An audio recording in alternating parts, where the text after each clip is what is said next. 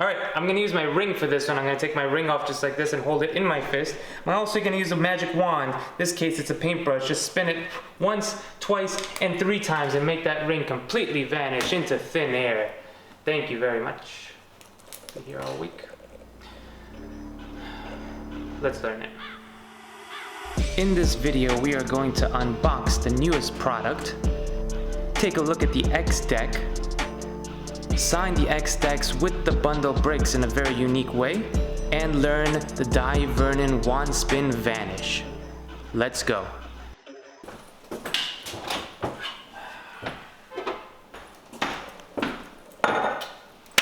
Yo guys, what's going on? Alex Pandrea here, back with another video, back with a beer, back with a lot of stuff today. On this video, I'm going to teach you not only the wand spin and vanish, which you just saw, but also a few other things along the way while we sign decks and tell you about everything that's going on with this package and what it means to everybody at home.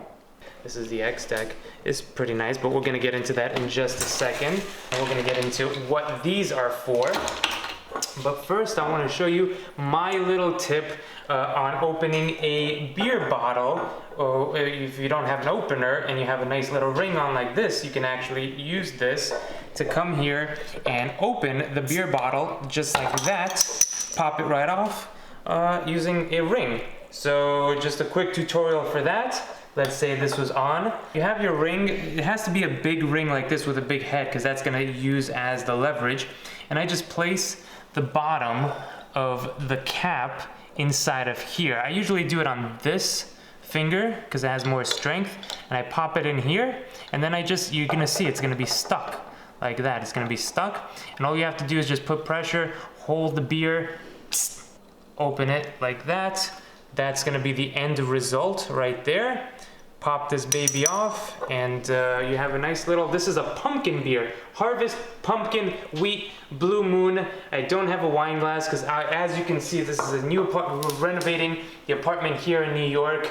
And for all of you who think that I only stay in 5-star resorts, this is the bed. Okay, that's enough of the bed. Back to me. All right, let's get into the video. Okay, so let's take a look at the deck. This is the X deck, my own creation. If you guys know about this deck, you know that a few years ago, I put it out as a limited release. We only made 100 sample decks, and you guys have been emailing me since. And this is the end result of the final print run. It's the black X deck designed by me. Now I know what so this design was, yes, designed by me. I'm learning Illustrator slowly but surely, and this is the best I could do for now, but it has like paintbrush strokes to make it look like you're painting on the card. It has the X's in paint. So that is the quick sneak peek at the deck. Has my signature here on the Ace of Spades, which I really like because it really gives it a brand. And for those of you who like the faces that we used to do for the crown decks, now I was the first person to put Arco faces on a deck of cards. You have now Arco faces on these. They're my favorite faces. There's the Joker. But my favorite faces are definitely the Arco faces, and we used to do them with the crown decks. So people like them, so that's what we did here. Why X? The tuck has a painted X and my signature underneath with a nice white seal, black all the way around, really thick, sturdy black paper.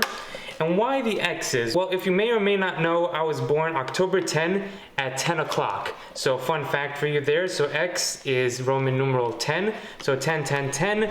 That is my nickname that my grandmother actually gave me, and she always calls me 10, 10, 10, 10, 10, 10. So it kind of turned into like a funny little inside joke for us. But nonetheless, October 10, 10 o'clock, 10, 10, 10.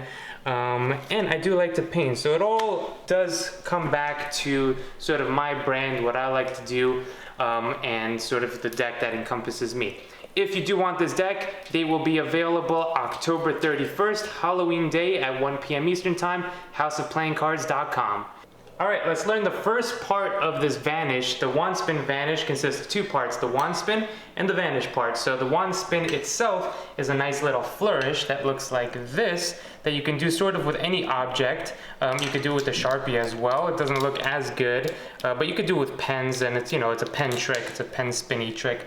But it does look better with a long, thin object like this, more wandy. So I chose the paintbrush just because we had this available. First and foremost, you want to learn the actual movement. So you're going to hold the between the first and middle finger, the wand. All right, we're going to call this a wand. And you're going to kind of grip it with the thumb of the right hand. Okay, of course, if you're righty. Now the movement is as follows. Okay, so step number one, you want the wand between your first finger and middle finger with the thumb here. All right, now you're gonna just practice this. All right, this is the first part that you have to practice, is just sort of spinning the wand between the first two fingers. So back and forth in a circular motion like this. All right, so as long as you get that down first, that's really the first part that you have to know. But then actually the wand spin is as follows. Here, first finger, middle finger, thumb, and you're going to come towards yourself. So think of the wand spinning in a counterclockwise direction, okay? And now once you get to like 12 o'clock, 6 o'clock, so you can see that right there, you're gonna let go with the thumb. So I'm gonna let go with the thumb, and I'm gonna use the elbow over here. The elbow is gonna come up, all right? So the elbow comes up, and that's gonna give the wrist rotation to let go, rotate it around, okay? So it's spinning here, here. You're gonna let go with the thumb. So here, let go with the thumb, spin, and now it's gonna come around. So now that I guess you could see what my tattoo is here, it's now pointing upwards, and you're gonna come around. So now the palm is facing away from you, and then back. Okay, so really quickly, behind this, the shoulder view is here, here, here, and here. Now, by itself, it doesn't look like anything if I do it in slow motion. Okay, you're not really doing anything, that's the motion of the hand. You can see it start face up, come around in this weird position, and then come this way so that this is up, and now the palm is up, and then it's going to come back around to the same position. Now I know it's really weird to explain, but that's what it is. And watch it in slow motion and you'll see it's just here and here. Okay? And you'll get in fast motion it looks fluid, in slow motion it looks dumb. So that's in slow motion, and faster and faster.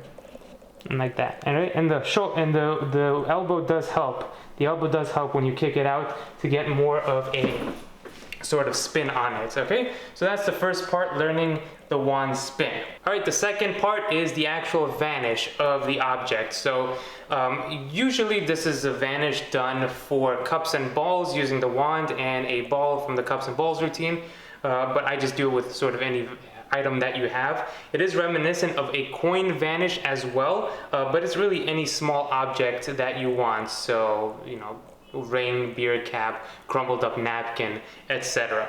All you have to do is learn to take the object that you're holding and you're going to move it into this position, all right, which is a position from not really holding it, but it's almost at the fingertips, and you're creating sort of an empty gap here of the object where it should be, and the object is actually just being held from the fingertips to the base of the thumb right there. Okay, now from the front it looks like that.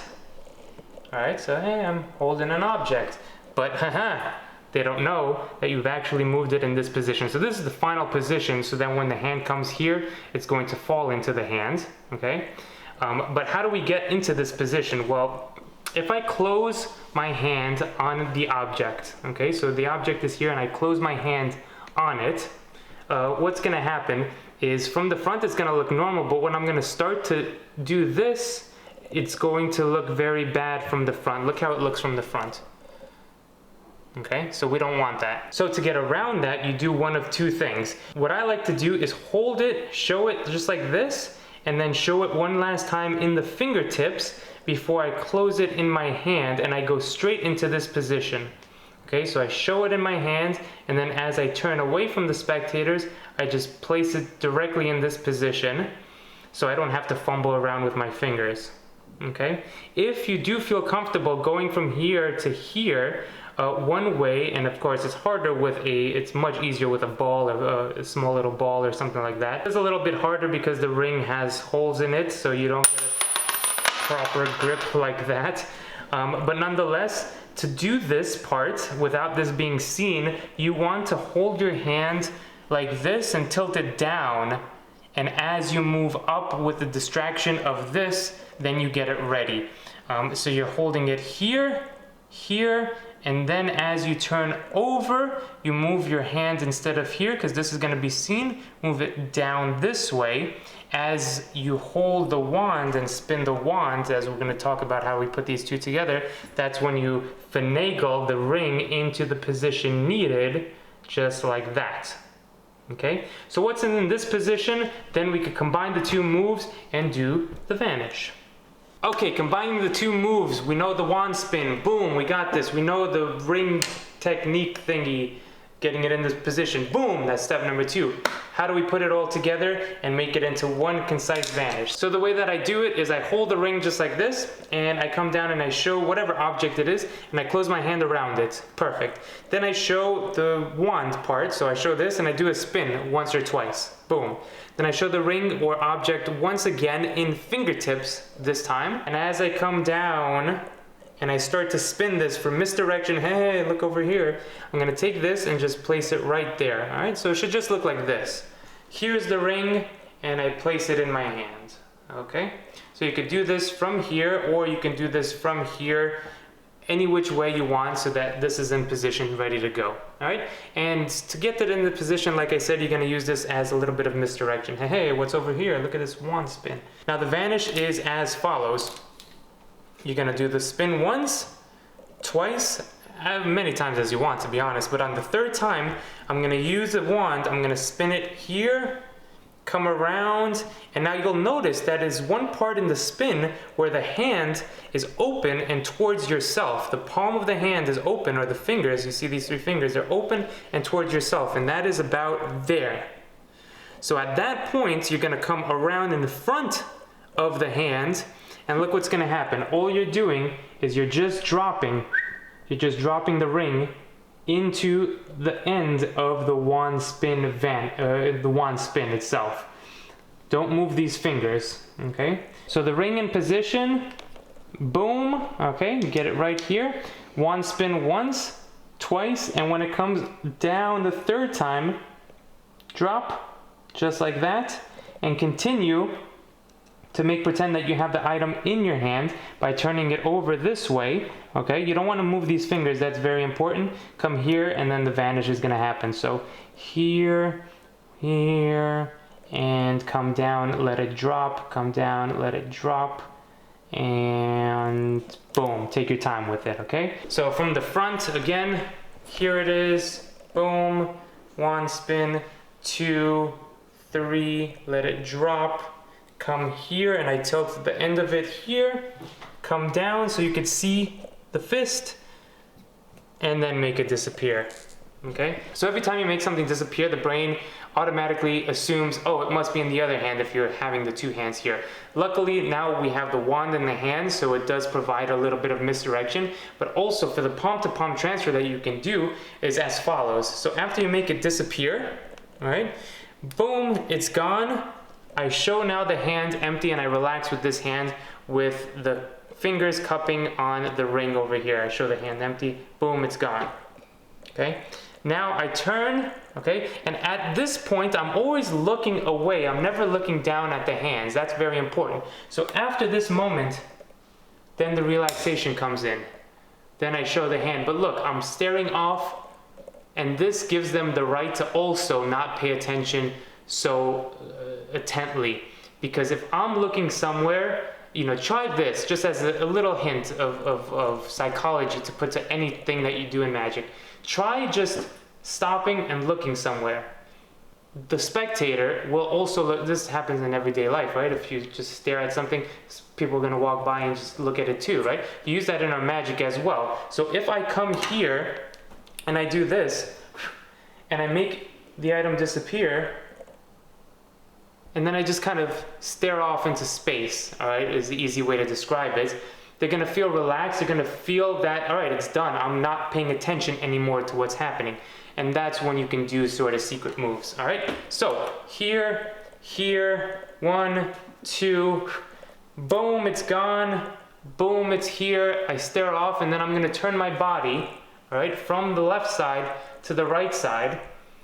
Again, staring off, never at my hands. And now I'm gonna, almost as if I'm taking this with the left hand, I'm gonna come here and just let the ring drop from my right hand to my left hand as I point and show that this hand is now empty, okay? Point, and then do another wand spin, all right? At this point, you can make the object reappear by doing the wand spin and then concentrating back again on the wand, and then just making it appear at the fingertips exactly where it started. Or you could just throw the object in your back pocket and call it a day. And that is putting it all together with the wand spin, with the vanish of the ring or any object. And I think that you have a nice little routine that you can use for whatever you want. Keep in mind that you can do this with any object, borrowed objects, be creative, and everything that I teach you on this channel, you can go ahead and take pieces of it and make it your own. So for example, just the vanish of the object. Imagine putting the object in your hand, getting it into this position. Now you don't need the wand. Let's say you have your sleeve and you roll up your sleeve like this. You can actually make the object disappear using the same technique, but without using the wand spin, okay? So that's sort of what I call being creative, taking pieces and making it your own.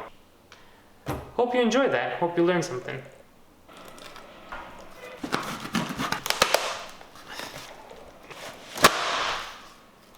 I'm never good at unboxings. If you see my unboxing videos, I've only done a few on this channel. They're all very awkward. I guess I really should just watch some unboxings so I can unbox properly instead of talking about unboxing while I'm unboxing. Ugh. Another box within a box.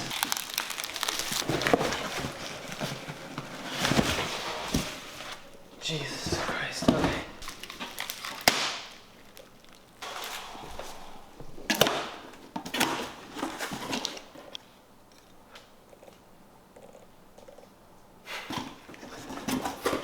No, not another box. All right, we're good. We're good. Oh, that was me doing the voice.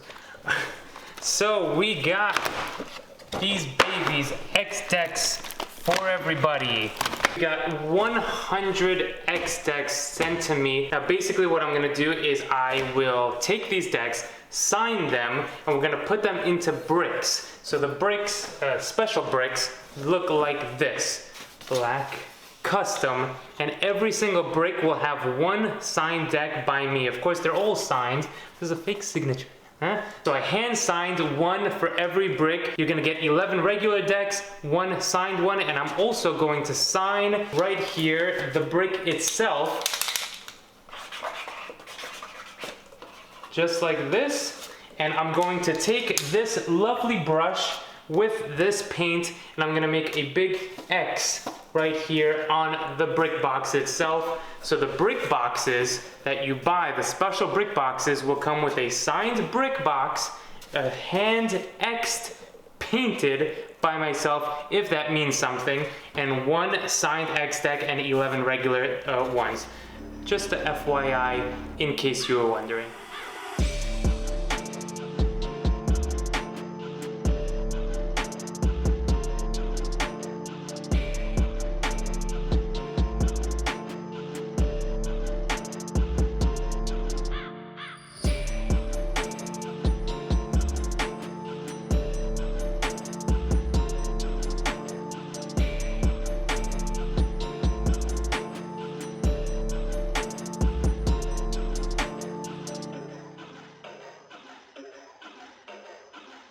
Okay, so we have our paint. This is the first time I'm doing it, so you are witnessing it. I think I'm gonna put it in here. And then, no, fun fact, I used to paint when I was little.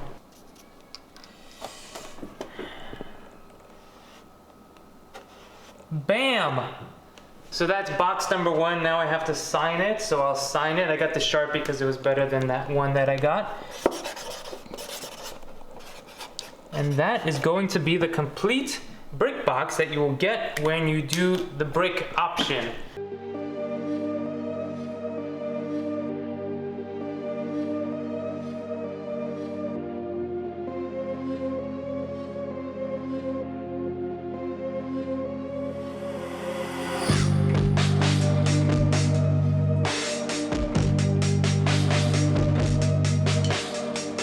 Alright guys, there you have it. That was the video. Thank you so much for sticking around and watching.